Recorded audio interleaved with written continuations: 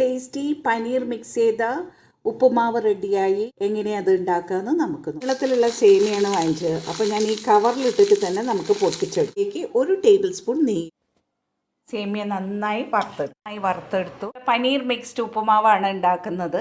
അതിലേക്ക് home made paneer കുറച്ചെടുത്തു. അത് ചെറിയ പീസസായി കട്ട് ചെയ്തെടുക്കണം. പിന്നെ നമുക്ക് ഇഷ്ടമുള്ള വെജിറ്റബിൾസ് എടുക്കാം.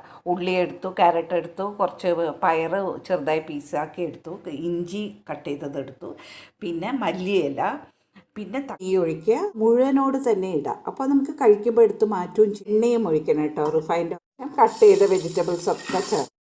ഇതിലേക്ക് കുറച്ച് ഉപ്പും ചേർക്കുക. ഈ വെജിറ്റബിൾസിലേക്ക് നമുക്ക് കുറച്ച് തക്കാളി, കുറച്ച് പുതിന ഇല, മഞ്ഞൾപ്പൊടി ചേർക്കുക. ഇതിലേക്ക് പനീർ കഷ്ണങ്ങൾ നന്നായിട്ട് മിക്സ് ചെയ്യുക.